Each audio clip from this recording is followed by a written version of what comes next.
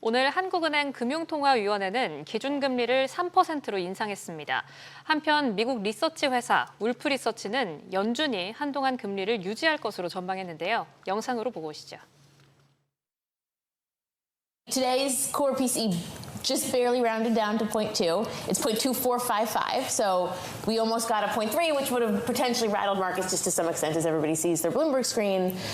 I think we're in an environment where the data will look a little bit cooler in the next couple of prints, such that the Fed can avoid hiking and do it credibly. So overall, we're likely to see an environment where the labor market data look a little bit softer from here, and the inflation data also cool, such that they can just sort of wait and see, and therefore they don't ultimately have to hike. 네, 거시경제 흐름 짚어보겠습니다. 우혜영 LS증권 선임연구원 함께하겠습니다. 안녕하십니까? 안녕하세요. 우선 앞서 오프닝 때 이야기를 한 것처럼 오늘 금융통화위원회에서 기준금리가 2연속으로 인상이 됐습니다. 이번 통화 정책 결정이 일단 오늘장의 흐름에도 영향을 미쳤는데 이 결정에 대해서는 우선 어떻게 보셨어요?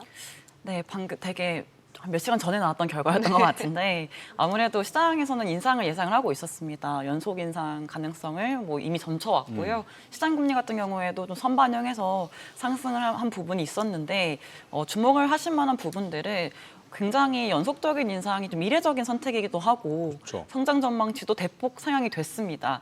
근데 장중에 국채 금리 흐름은 생각보다 치고 올라가는 그림보다는 조금 안정되는 그림으로 갔거든요. 그 이유에 대해서 곰곰이 살펴보시면은 향후 추가 인상에 대해서는 조금 속도를 완만하게 가져갈 가능성이 높아졌기 때문이라 보시면 될 것 같은데 아무래도 점도표에 대한 내용, 중간값이 3.25%로 찍힌 데 가장 크게 기인했다고 보시면 될 것 같습니다.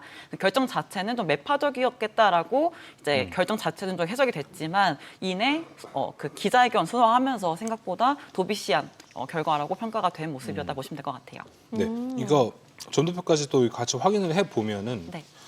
금리 인상을 했다는 데 있어서 이 반도체 덕분에 경제 성장률이 올라갔으니까 이런 네. 뭐 금리 인상도 단행했다 이런 얘기들이 좀 있었는데 일각에서는 이런 얘기도 좀 많습니다.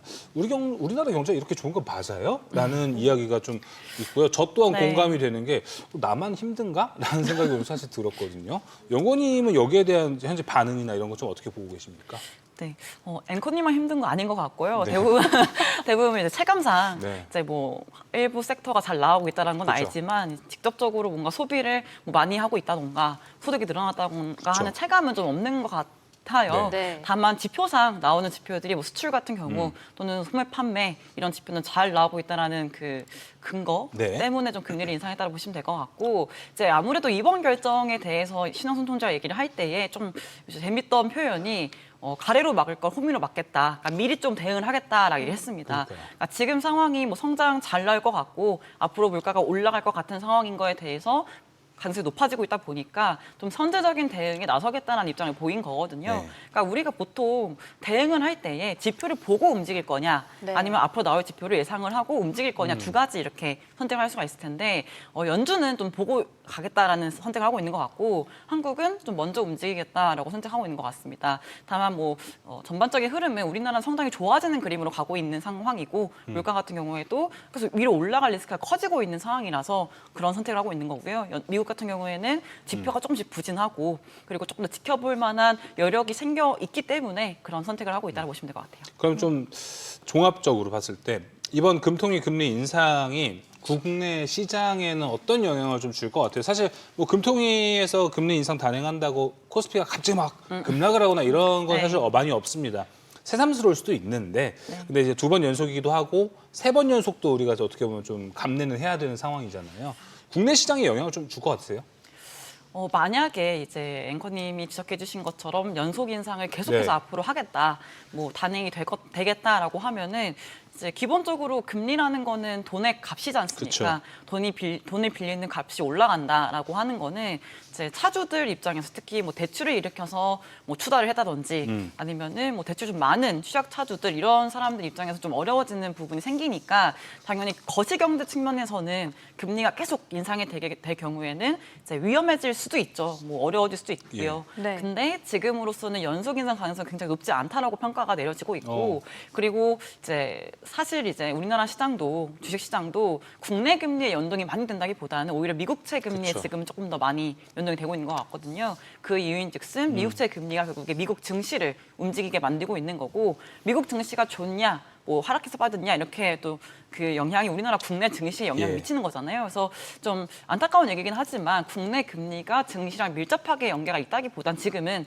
오히려 미국 금리랑 조금 더 연계가 있다 보니까 향후 연준의 선택이 어떻게 될지가 조금 더 중요하게 바라보는 변수다라 보시면 될 것 같아요. 그럼 환율과의 상관관계는 어떻게 보시는지도 좀 궁금해요. 이번에도 발언을 할 때 지금 많이 내려왔긴 하지만 네. 전과 비교했을 때는 아직까지 높은 수준이다라고 이야기를 했더라고요. 그렇죠. 네. 이번 금리 인상의 결정이 환율에는 어느 정도의 영향을 줄 거라고 보세요? 생각보다 만약에 앞서 말씀해 주신 것처럼 연속 인상이 계속된다라 그러면은 네. 좀 빠른 속도로 원화가 더 강해질 수가 있을 텐데 네. 지금으로서는 이제 인상 속도 조절에 지금 들어간 상태라고 보시는 게 맞을 것 같아요.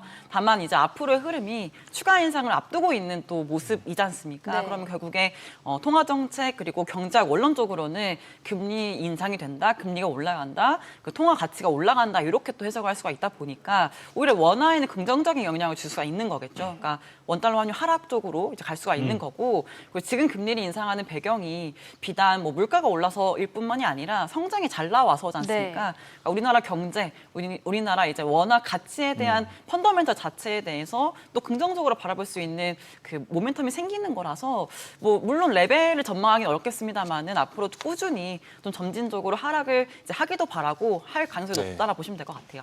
알겠습니다. 자, 그리고 이제 남은 이번 주에 빅 이벤트는 바로 잭슨홀입니다. 용호님은 잭슨홀 지금 어떠세요? 그 어느 때보다 기대치가 많이 떨어진 상황 아닙니까? 뭔가 워시가 했던 네. 이야기도 있으니까 이번 잭슨홀 뭐 있겠어? 라는 평도 많습니다. 어떻게 보세요? 그렇죠. 지금까지 보여줬던 스탠스가 네. 좀 비밀로 좀 하고 싶어 하고 네. 힌트를 안 주려고 하고 있는 그런 스탠스를 보이고 있어서 이제 잭슨홀이라고 해봤자 또 뭐 바뀌겠나라는 생각을 하다 보니 시장에서는 좀 반신반의하는 것 같아요. 지금까지 우리가 한 2, 3개월 동안 바라봤던 워시 의장의 성격은 포워드 가이던스도 없앴고 성명문도 짧게 줄이고 그렇죠.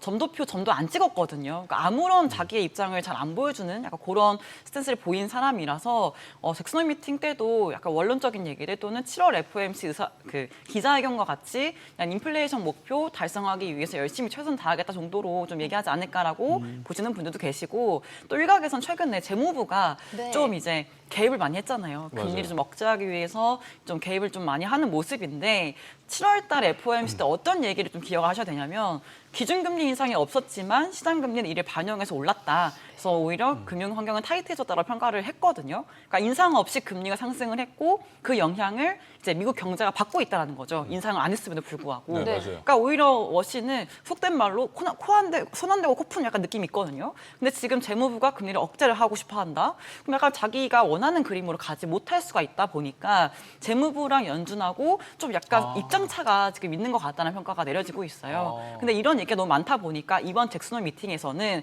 좀 약간 피하지 못할 것 같다. 좀 그래도 뭐 채권 금리에 대한 얘기를 하거나 아니면 그래도 지금까지 유지하고 고수해왔던 그쵸. 소통 방식을 유지하는 게 아니라 조금 힌트를 주지 않을까라고 보시는 분들도 계십니다. 야, 이게 좀 어렵네요. 왜냐면은 이 소위 말하는 베센트와 워시는 아삼육이잖아요.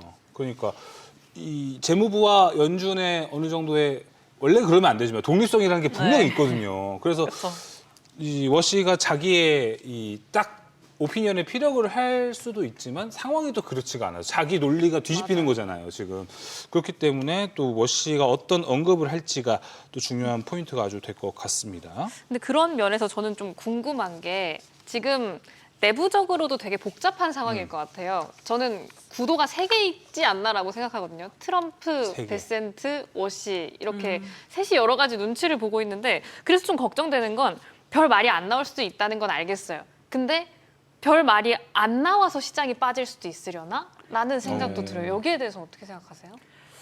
저는 오히려 그렇게 보실 수도 있을 것 같긴 한데 기존의 입장을 유지하는 게 좀 베스트일 것 같아요. 그러니까 물론 뭐 지금 만약에 워시가 이제 와서 갑자기 뭐 통화조세 방향성을 얘기를 해준다? 갑자기 뭐 이렇게 하면 안 되겠다 생각을 네. 하고 바꾸는 이건 더 이상하다 생각을 하고 그게 있는 더 것 같고요. 이상하네요. 그래서 원래 기존의 입장을 유지를 하는 거 그리고 물론 처음에 우리가 예상을 했을 때도 이제 워시의 그 성향 예전에 연준 이사 재직 당시의 성향을 어땠는가 분석을 해보면 이제 그 뭐 QE 하는 것도 싫어했고 연준이 너무 많은 발언을 하는 것들, 너무 많이 개입을 하는 것들도 좀 지양을 했습니다. 그러면은 결국에 워시가 의장이 되면 비슷한 성향을 보이겠지라고 이미 좀 시장이 알고 있었거든요. 네. 그러면 단기적으로는 워시가 의장이 되면 소통에 대한 방식의 변화가 있을 수 있고 뭐 앞으로 좀 변화가 있을 수 있지 않겠냐는 생각을 했었기 때문에 채권 시장의 변동성이 커질 거라고 이미 봤었어요. 근데 실제로 지금 그렇게 벌어지고 있는 거고 이제 근데 문제는 뭐냐면은 뭐 트럼프 대통령이나 뭐 베슨트 장관이나 11월 달에 중간 선거를 또 앞두고 있는 상황이기 때문에 금리가 막 올라가는 거 그리고 물가가 안 잡히는 거에 대해서 굉장히 이제 예민하게 반응할 수밖에 없다라고 보시면 될 것 같아요. 3강 구도라 말씀하셨는데 결국에는 베슨트랑 트럼프는 한 편일 거고 근데 워시는 사실 트럼프가 지명을 하긴 했지만 네. 이제 명목적으로 바꿔서 봤을 때는 연준 의장이기 때문에 겉으로는 들어가면 안 되죠. 아무리 같은 그렇죠. 편이어도 그럼요. 이제 독립적이고 자기가 또 소신 있게 결정하고 있다는 걸 보여줘야겠죠. 그럼 그런 부분에 있어서 재무부의 파워가 좀 더 강하게 반영이 좀 될 것 같은데 최근에 뭐 TGA까지 반영해서 미국채 매입 이야기하고 있는데 여기에 대해서는 어떻게 좀 보세요? 지금 다시 이제 안정화는 되어가고 있잖아요. 이 흐름은 좀 이어질 것 같으십니까? 만약에 뭐 큰 대전제는 연준 정책, 특히 연준의 통화 정책이 연내 뭐 인상을 안 할 수도 있겠다라는 생각으로 잡히면은 금리의 안정이 빨리 올 수도 있을 거라 보고 있어요. 그러니까 금리 인상을 안 한다라는 거는 결국에 물가 방향성이 잡히고 고용 지표라든지 소비 지표와 같은 경제 지표가 어느 정도 둔화가 되는 지표가 나오거나 좀 부진하기 때문에 금리 인상이 나서지 않는 거거든요. 그렇죠. 연준이 두 가지 책무를 가지고 있다라고 했을 때 물가는 물론 2%보다 높긴 하지만 방향성은 잡혀 있다. 그리고 고용 지표도 뭐 실업률은 안 올라가고 있지만 질적으로 나빠지고 있는 것들. 예를 들면은 뭐 경제활동 참가자도 빠지는 거, 뭐 실망 실업자가 늘어나는 것들. 이런 지표들의 변화는 좋은 변화는 아니거든요. 네. 그러니까 그런 식으로 지표가 나와주고 소매 판매 같은 지표들도 예상보다 좀 부진하게 나와준다면 이제 금리 방향성 측면에서 대전제, 연준의 통화 정책이 연내 동결로 갈 수가 있겠다는 전망이 나올 수가 있겠고요. 그렇게 되면은 앞으로 금리의 움직임들이 물론 뭐 재무부가 어떻게 할 건지도 물론 중요하지만 기본적으로 큰 흐름, 기준금리 인상이 이제 없는 상태에서 재무부가 국채 발행량만 이제 기존의 스탠스를 유지를 해주고 그리고 재정 적자에 대해서도 좀 뭔가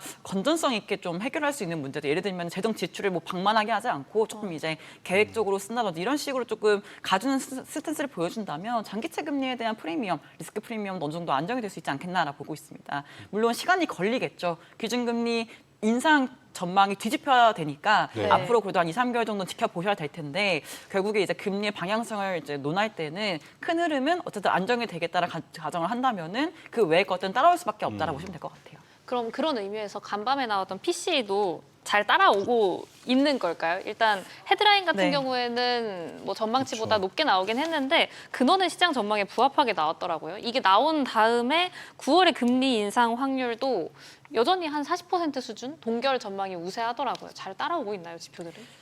뭐 다행 정도로 나온 것 다행이다. 같아요. 만약에 뭐 헤드라인도 그렇고 근원도 그렇고 예상치를 부합하지 않고 뭐 상회를 했다면 네. 이제 9월 인상 기대감이 다시 짚혀지겠죠. 불이. 근데 다행스럽게도 뭐 지난 CPI 그리고 고용 지표가 조금 부진하게 나옴에 따라서 지금 인상이 확 뒤로 밀렸거든요. 네. 그러니까 아까 앞서 보신 동영상에서도 영상에서도 오히려 이제 반올림을 해서 뭐 맞췄다 이렇게 얘기를 했잖아요. 그 네. 숫자를. 그렇죠. 그러니까 그런 정도로 생각보다 근원물가 상승률은 그래도 조금은 예상치보다 낮게 나왔던 점에 좀 고무적이다 보시면 될 것 같고 당연히 7월달, 8월달 물가 지표가 중요한데 네. 8월달 물가 지표는 헤드라인 올라갈 겁니다. 유가가 반등했잖아요. 맞아요. 그래서 단기적으로는 헤드라인은 좀 다시 위로 올라갈 수 있겠습니다만은 중요한 건 이제 근원 물가의 방향성, 특히 서비스 물가.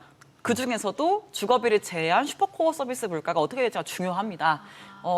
미국 경제의 전반적인 한 70%가 소비로 구성이 되어 있고 네. 소비 중에서도 70%가 서비스로 구성이 되어 있거든요. 그럼 서비스에 대한 수요가 결국에 미국 경제를 좌지우지한다고 봤을 때 이 서비스 물가, 근원 서비스 물가의 추이가 결국에 이제 앞으로의 미국 경제의 힘, 원동력, 수요 이런 것들 보여줄 수 있는 건데 다행스럽게도 이번 달에 발표된 7월달 이 슈퍼코어 서비스 물가 상승률도 둔화가 됐어요. 그래서 연준에서 중요하게 보는 지표까지 둔화가 되는 그런 지표가 나왔기 때문에 안도감 준 거 사실. 사실이죠. 그래서 네. 앞으로도 8월 달, 9월 달 이어나가면서 그 지표가 둔화를 이어나간다면 저는 인상보다 동결적으로 전망을 좀 하고 있다고 말씀드릴 수 있을 것 같습니다. 그렇죠. 일단은 유가도 좀 나름 이제 다시 80 초반대 달러 순으로 내려와가지고 안정화되어가는 것도 있습니다. 하지만 말씀해 주셨다시피 이번 달 8월 내내 유가가 좀 높은 상태에 위치했기 때문에 다음 달 물가 지표들, 뭐 CPI들, PPI들 나오기 시작하면은 시장이 한번 좀 흔들릴 수도 있잖아요. 근데 그 전에 지금 유가가 한번 잡히는 게 중요할까요? 그것도 너무 중요할 것 같고요. 네. 근데 지금 저희가 이렇게 많이 얘기를 하잖아요. 네. 물가 반등할 수 있다, 회의량이 올라갈 수 있다 얘기하고 있으니까 이제 예상치 정도에 부합하는 상승률 나오면은 저는 문제 없을 것 같고 오히려 예상치에 부합하지 못하는 하회하거나 네. 조금 더 물가가 좀 더 낮아 나쁘지 보이는데 않은데? 이러면은 오히려 조금 더 이제 금리가 안정될 수 있는 단초가 될 수 있다 보니까 이제 증시는 요즘 미국채 금리 되게 많이 연동되잖아요. 맞아요. 오히려 또 긍정적으로 해석해 볼 수 있지 않을까라고 보고 있습니다. 아, 네, 알겠습니다. 컨센서스에 좀 부합하는 정도를 같이 확인해 보시면 좋을 것 같습니다. 자, 오늘 이야기 여기서 마무리하도록 하겠습니다. LS증권 우혜영 선임연구원과 함께 이야기 나눴습니다. 오늘 말씀 고맙습니다. 감사합니다.